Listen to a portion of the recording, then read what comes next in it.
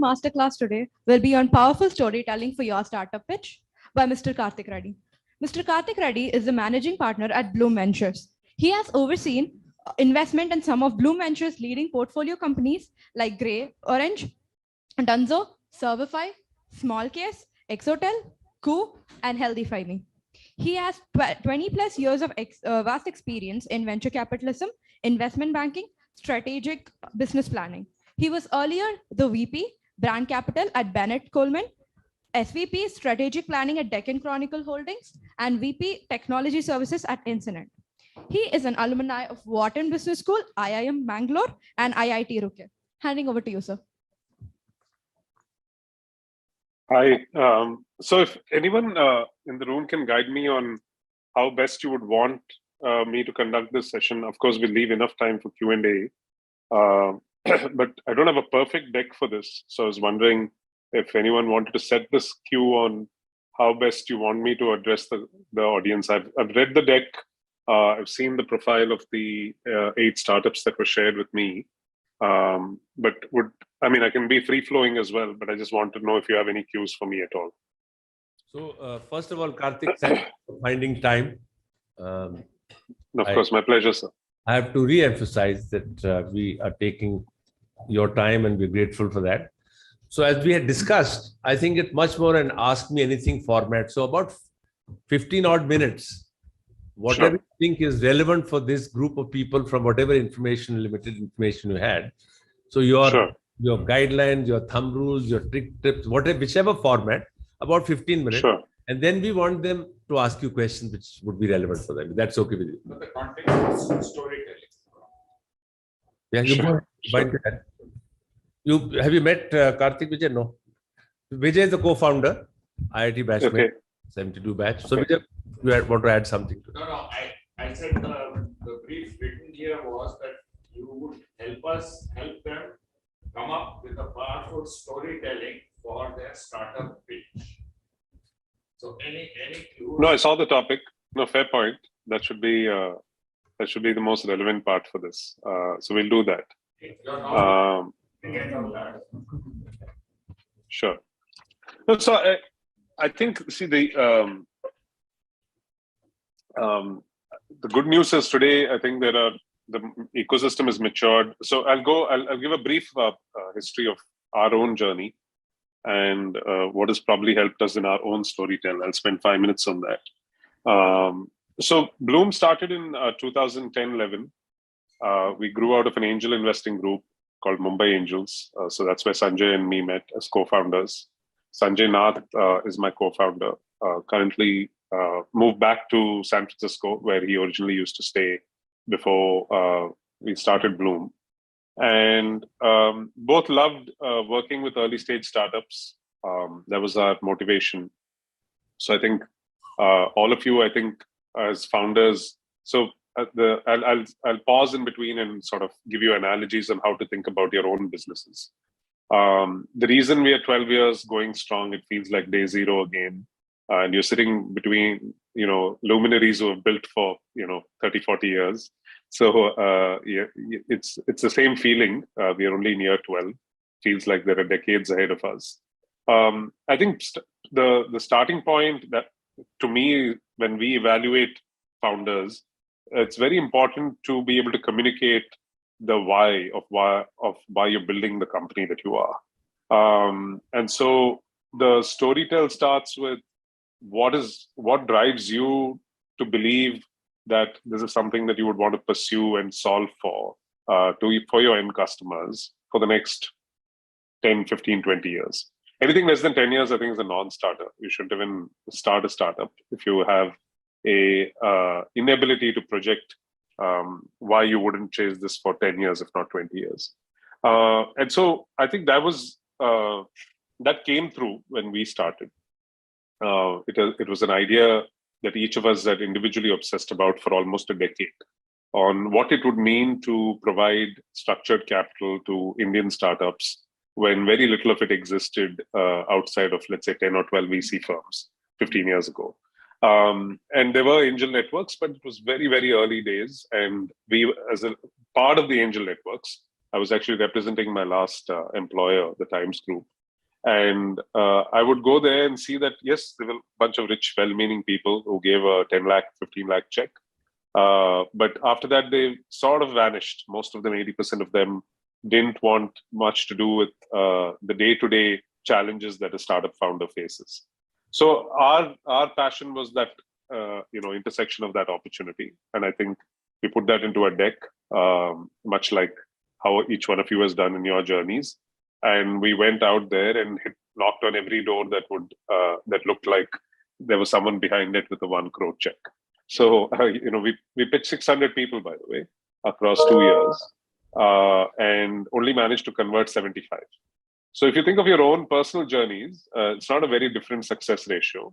It's just that we probably did 5x more of what a typical, angel round funding would entail for a startup company, because we needed to raise 100 crores through almost like a angel syndicate format, whereas typically all of you raise 1, 2, 5, 10 crores in at least the first round. So our journey is very similar, and I'm going to use that today to sort of walk you through how we've scaled and what the challenges in storytelling and what the other side, the investors, expect at each scale of storytelling. So when we sold that first deck, someday I should put that out in the public domain, all those decks from my past funds. When we sold that deck, the thought process was very logical, that there was a big gap in the market for institutionalized seed capital, and we would go solve that gap. Why were we the best people to do it was very important. Why were we the best unit to come together was important to communicate. People know that these are lonely journeys, and VCs or otherwise will judge you, especially if you're first-time founders, that in this tough journey, at some Jatka moment, people will give up and say, I've had enough.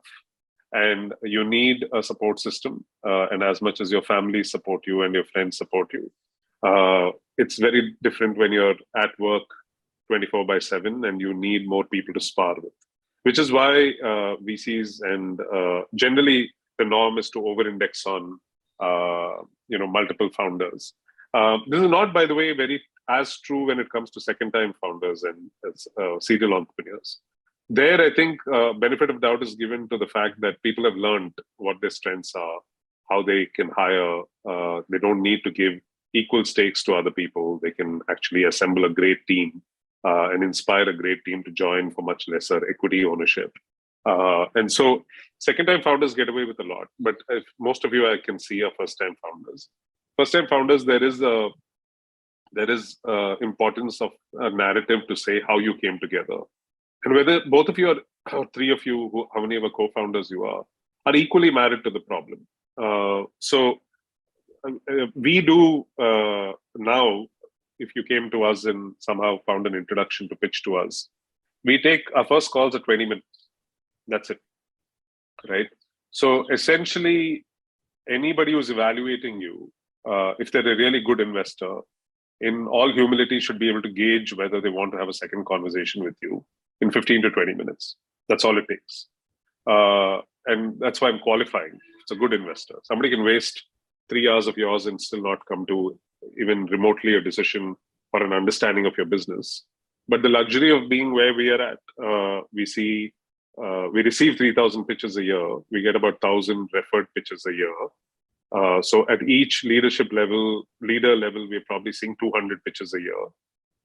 And so 20 minutes is all it takes to be able to take your collective 10, 12 years of heuristics that you've built in your brain and just quickly evaluate and piece together what the other person is trying to say. So what does that mean for you as founders? That's all you have. That's the time you have to impress people. You don't get 2 hours, you don't get 4 hours. It's that first 15, 20 minutes, and which is why people speak a lot about the variant of this is that you have to win over people in an elevator pitch. And the reason those are important is because that's that initial impression, and the time you get to storytell is not as long as one imagines. Even if you go to a Y Combinator demo day, they're usually 5 to 6 minutes. That's it. And same thing in Techstars, So they actually train. They train to be able to get on stage and tell the story in literally 4 minutes, 50 seconds to 5 minutes, right? They don't exceed by 10, 15 seconds also. With all due respect to us as a community and as a country, Indians broadly suck, right, at storytelling. We are not crisp. We are not precise. We, tend to go on and on. We lose the plot somewhere in between. We don't actually focus on what is the most important thing. So giving a stage to somebody and saying, hey, tell your story in 5 minutes is the most dangerous thing, right? I get requests in our 20-minute format on, this is not a fair amount of time to explain our business. And I said, sadly for you, 200 other founders do it every year with me. So I'm not going to make an exception for you.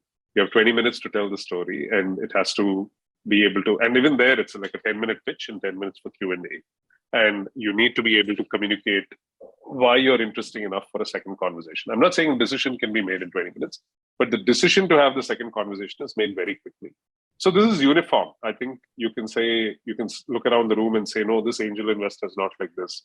This, angel syndicate is not like this. This fund, which looks like Blume, is not like this. But in all honesty, my read is they're all bullshitting.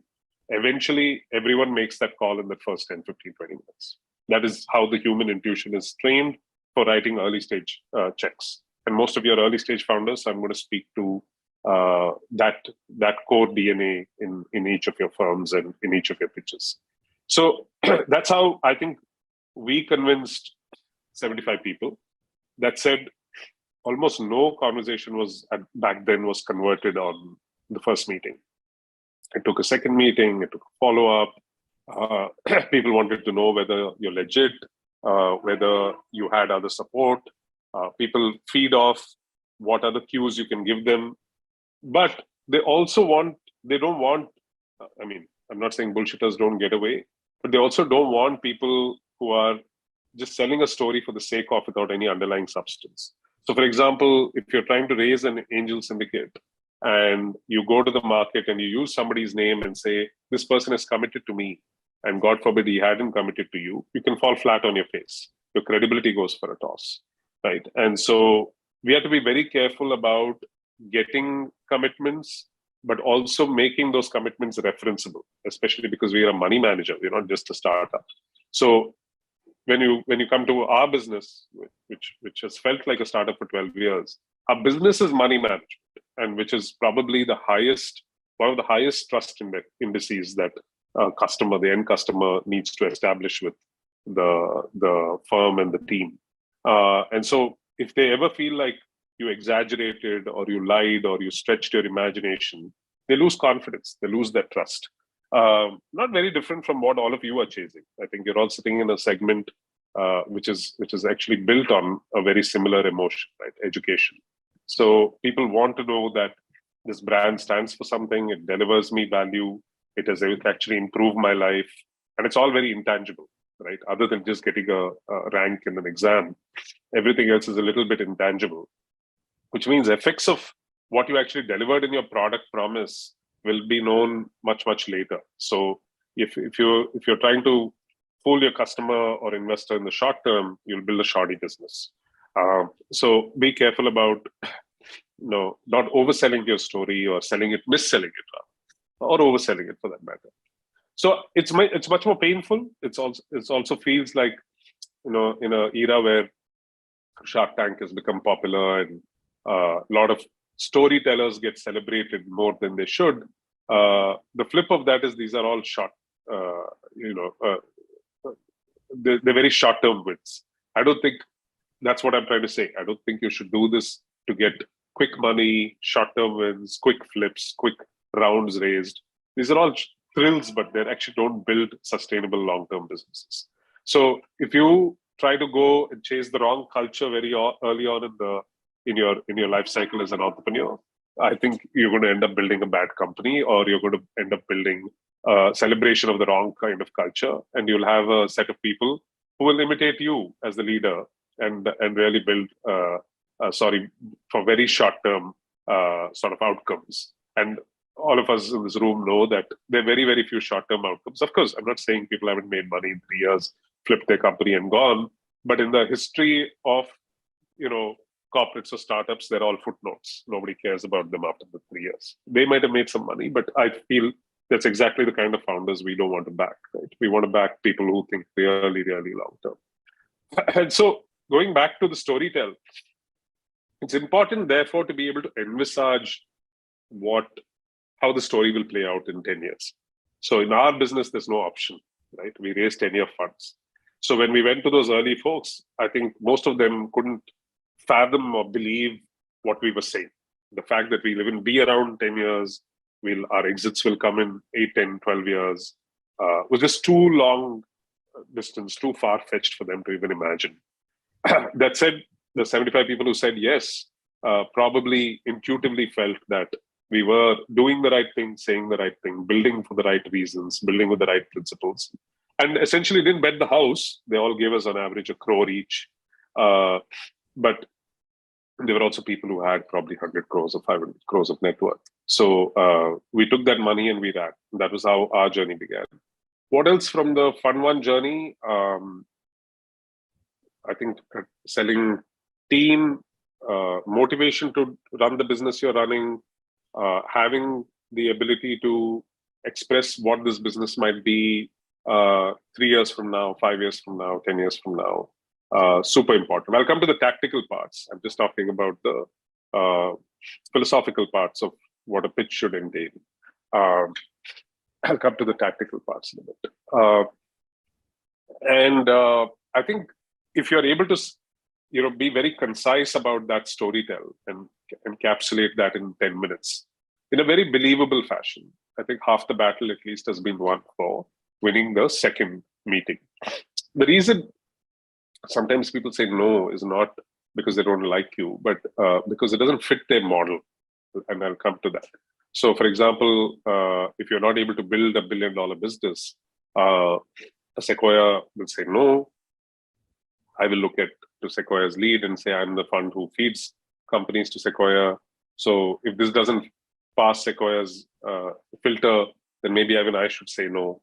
And so the VC world is a little corrupt in its imagination to only back very, very large opportunity sets. So we're not necessarily a great sampling of everything that can be financed. So I tell most founders, be careful what you ask for when you go to VC funding. Because institutional VC funding is very greedy for very large outcomes, which you may or may not be ready for. So I'll come to part 2 of the storytell and the pitch. But this is my broad take on the philosophy of the pitch and the storytelling. Be honest, be truthful, be sure that you are ready to go and take other people's money, because it comes with a huge responsibility and moral load. And if you're not able to see a 5-10 year path, please don't take other people's money, right? And half of you seem bootstrapped. It's a better way to go until you actually know that answer for yourself. Very quickly, I'll come back to the tactical part, and then I'll take a pause. But just to finish the Blume story, 4.5 years, that's all we had, about 100 crore fund. We used to cut 50 lakh to 1 crore checks. We de-risked a lot. We did 60 investments. Half of them didn't do very well, went to zero. The other half kind of did okay. They made some money back, and some are actually rockstar companies today. We learned a lot about what works, why founders don't scale, why they look great at seed, but they look terrible at Series B, why companies which you thought were interesting at seed don't really appeal to Series A and B investors because of size and scale. So all of these became very important lessons when we went down this Fund 1 journey. And the key for any founder, whether building a fund house or you're building an education company, is how quickly can you learn from your mistakes and serve both sides. We are a two-sided marketplace, right? One for investors who give us capital, and one the entrepreneurs who take the capital. What can you do better for both founders, both customers, to make this business more robust is how we approach the problem every cycle. So the second fund, we ended up raising 60 million, 60. For the first time, by the way, the first fund was miraculously all Desi money. 12 years ago, people thought it was a miracle. But that's why it took 600 pitches, I guess. And then we said, that's a terrible way to raise money. So we need to go raise institutional money. We started getting some institutional love, raised a $60 million fund, which was about 400 crores back then, two-thirds of which came from overseas. And 2015 was a great vintage for consumer. Jio came in, Aadhaar, UPI, everything sort of converged in 2016, 17. And the universe of what is possible within India opened up. And we do deep tech in SaaS as well. The first signs of showing that Indian companies can go build globally also started coming into coming onto the radar in 2016 or so. Freshworks was the first VC-funded unicorn, etc. And so as a result, we had a great momentum to 2018. And finally, we started getting even more love as, hey, it's sustainable. It's possible to build an Indian VC firm from ground up, which is capable of handling $100 million and doing seed to pre-Series A investing, having enough capital to follow on into their best companies and deploy a lot of that money in reserves. That was the narrative. And the team was growing. It looked like we were building towards a multi-partner model from the two founders. Today, we have 5 partners. So we were rewarded by a bunch of institutional investors, surprisingly very large heavyweight guys who gave us a $100 million fund in 2018. And most recently, they all came back, and that gave us further momentum in 21, 22 21 was a good time to raise. So we got lucky in that sense, and that managed to raise a $290 million fund. So it's our biggest fund. It's a huge responsibility. $290 million is a lot of money to replicate or multiply 4 times, 5 times over and deliver more than $1 billion back to investors. But the reason I told you that story is because how it affects your storytelling. So when we raise $250+ million and we need to deliver $1 billion in an industry where 2 out of 3 startups fail and 1 out of 3 deliver, they have to make up for all the principal losses that the small startups make and deliver much more. So just to give you a sense of scale, if I have to deliver $1 billion in my current fund, the biggest or the best of those winners need to give Blume, just Blume, $100 million payday 10 years from now, right? And at exit, I might own at best 8-10% of a $1 billion company, or maybe 5% of a $2 billion company. And these are my best stories that might ever come out of Blume Fund 4. But suppose you tried very hard and you failed. That's one outcome. You tried hard, couldn't scale, couldn't get your next round VCs after Blume to believe in the story as much as we did. You somehow managed to stay afloat, or you gave up, threw in the towel and sold, and you were an acquisition for 5, 10, 15, $20 million. Or you went one step further and you sold at 50, 75, $100 million, where you were making 50 to 100 crores of revenue. No shame at all. They're all great entrepreneurial journeys. But when you look at what Blume made out of those 3 outcomes, it's either 0, $1 million or 2, or 5 to $10 million. So you say, you made money, right? Put in $1 or 2, you made a decent return on a compounded basis, even this is 25%. But sadly, the venture industry doesn't care much about those kind of outcomes. Because even if you gave me 10 such outcomes, the total dollars that I would make is about $50 million. My target was $1 billion, right? So we over-index for outrageously large outcomes, which is a problem. It's not easy to build them. So that's why you see greed and unicorns and silly money being thrown at silly problems without necessarily a great end state, which is predictable. But that creates bad incentives, and a lot more capital gets thrown into the businesses with the greed that you're able to build a unicorn or a $2 billion company. The tragedy is that's not enough, right? You have to be able to exit that company, which means you have to make it go public, or you have to get a buyer for $1 billion company. These are not easy, as the market has discovered.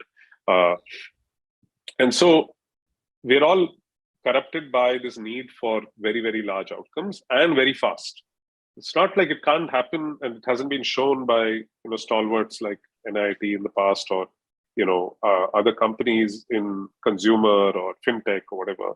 It's just that those journeys have taken 18, 20 years because they've been built very carefully. There's no stupid money, right, being thrown at the problem. They build to profitability. You take that capital, you take some growth capital, either from the public markets or from a private equity investor, and keep compounding. Somewhere in the 10th, 12th, 15th year, the effects of those compounding take off. And what looked like a small 100 crore company suddenly looks like a 1,000 crore company, and then suddenly looks like a 10,000 crore company. That's the beauty of compounding.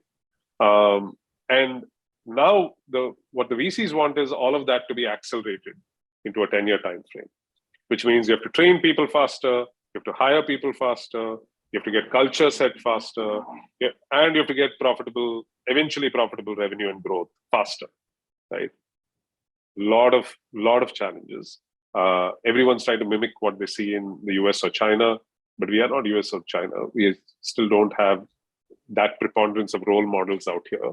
And it's not, it felt impossible 8-10 years ago, but now thanks to, tens of thousands of engineers and product managers and entrepreneurs being trained by Flipkart, Amazon, Ola, and 100 other unicorns, it feels like the training has come from a very new industry on how to hire, build, scale companies at a much more rapid / artificial pace relative to how people built in the 90s and 2000s. Right. So that's my long and short take. What does that mean for you? I think if you're not able to sell, so again, when going back to your pitches, the honesty in your pitch, typically when you say how much should I raise, what should my valuation be, etc., is essentially people get carried away by trying to optimize things like valuation. It's a fool's game. What you should focus as an entrepreneur is how much money do you need for the next 18 to 24 months to build the business to the best of your intent / abilities / robustness, right? So suppose you're at, let's take somebody fictionally in the table has 5 crores of revenue. You've raised 5 crores lifetime before this. You think you can raise 20 crores of revenue, 20 crores of capital, and move to 50 crores of revenue in the next 3 years, right? And that 20 crores is sustainably can get you there. Your pitch deck or your storytell should basically be 20 to 25 crores of capital raise. It can't be 10, it can't be 50, right? There's a second layer element to that. Can you hire as fast? Can you build the org as fast? Okay, I'll give you 50 crores.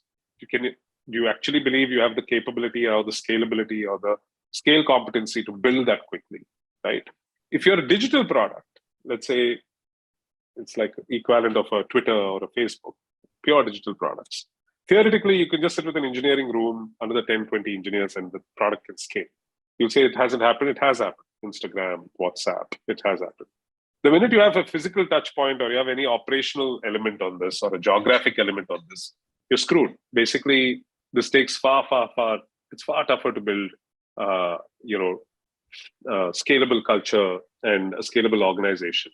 Money doesn't solve for it, as most people seem to falsely imagine that you throw money at the problem and it solves for it, and which is why you've seen such heartburn.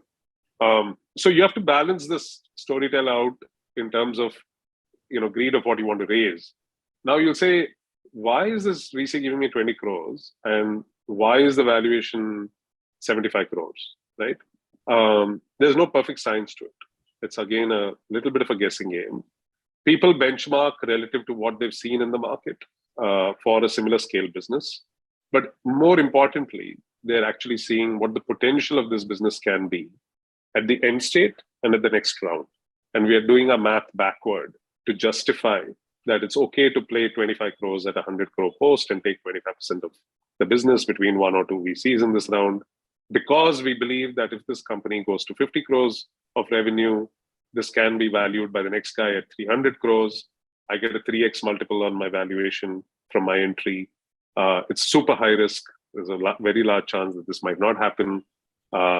But that's exactly why I want a 3x in 2 years. Right? So the guy who taught me private equity venture capital at Wharton just built rules of, basically early stage venture capital is all rules of thumb, and basically helped us build rules of thumb. He says you evaluate risk as in early stage as 50% IRR or 100% IRR, right?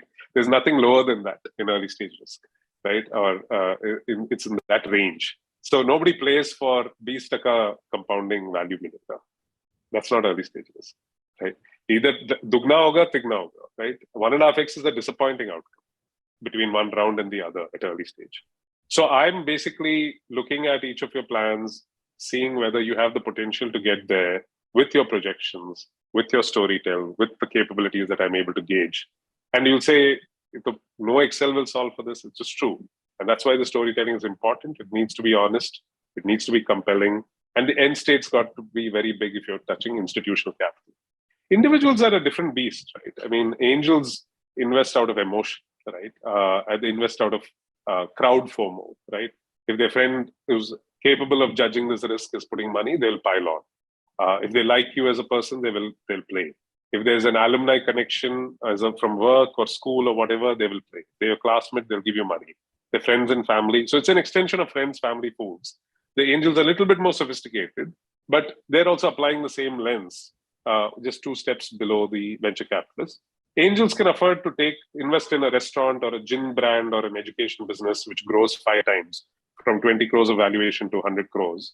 And they're very happy. They put 20 lakhs, they made a crore, life ban gaya. For a VC, it's an irrelevant outcome. So we don't judge, don't play what worked for you in angels, friends, family with institutional VCs. Institutional VCs are a very different beast, which look for really outsized, outrageous outcomes. And if you're not ready for it, don't step into that arena. So I'll take a pause. And I think we should focus on the next 15, 20 minutes on questions rather than me rambling on. Anybody can start. Just identify yourself. And don't forget the mic.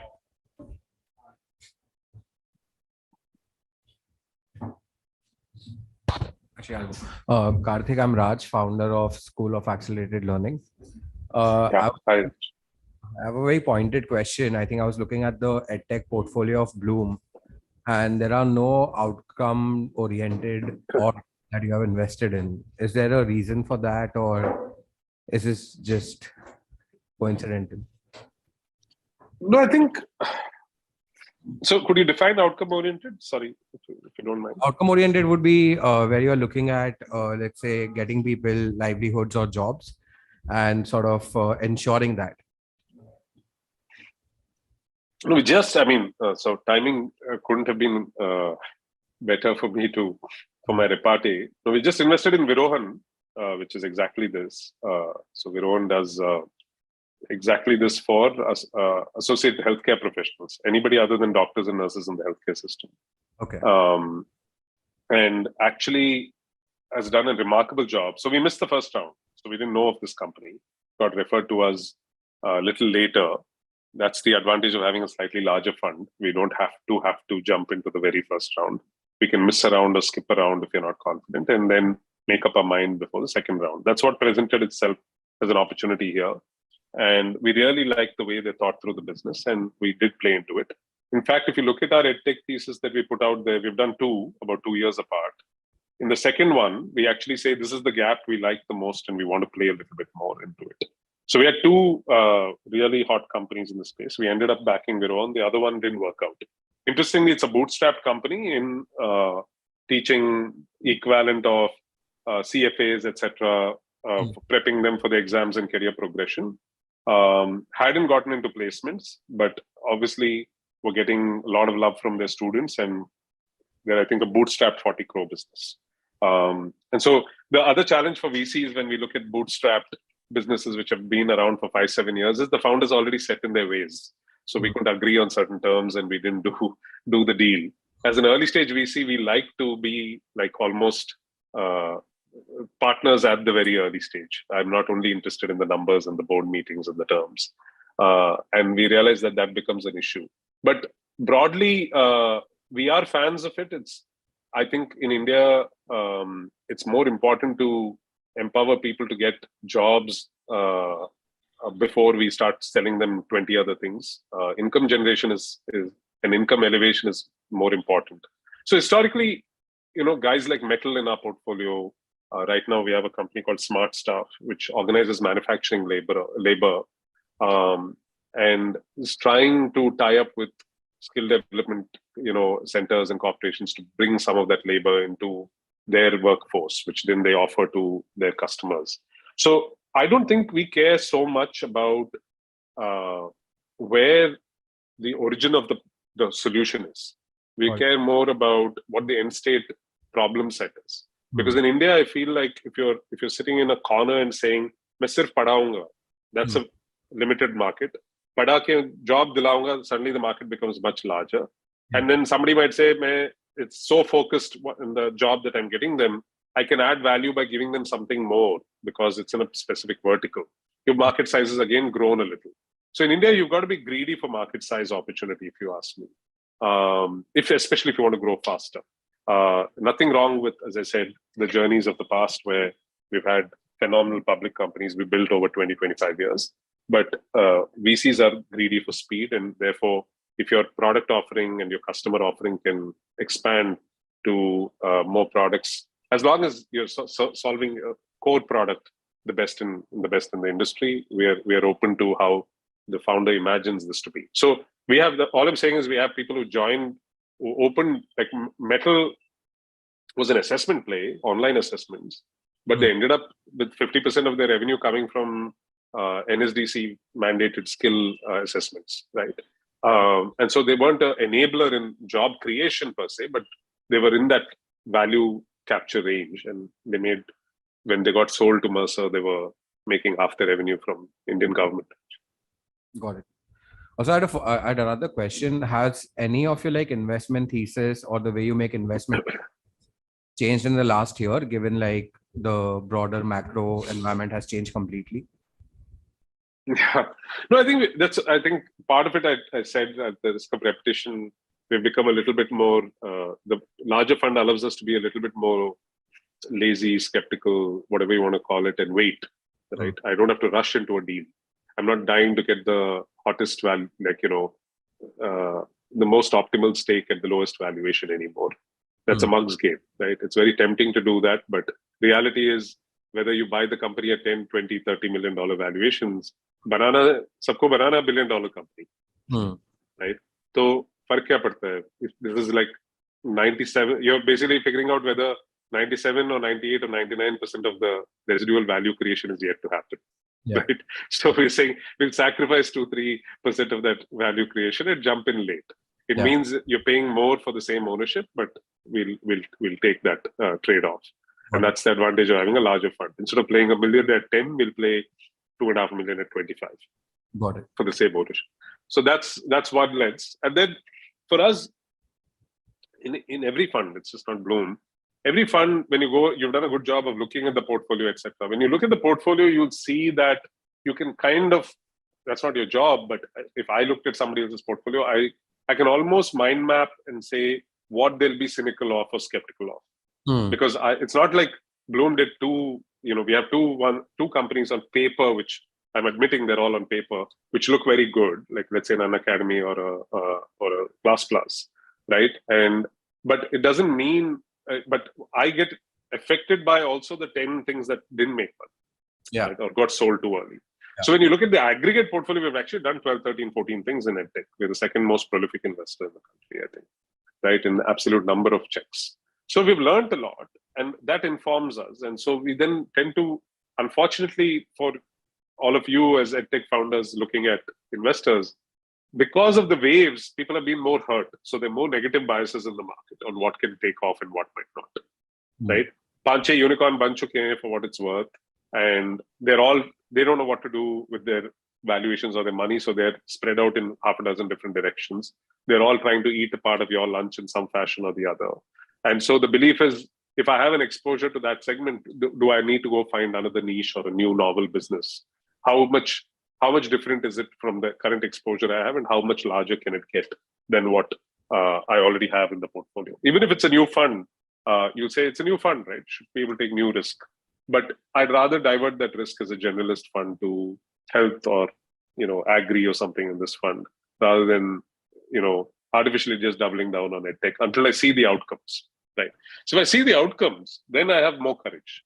I haven't sold a single share in any of my edtech companies other than when they've got acquired naturally. So until I see those cycles, I'm not able to come and say, oh, I need to do 5 more in this cycle.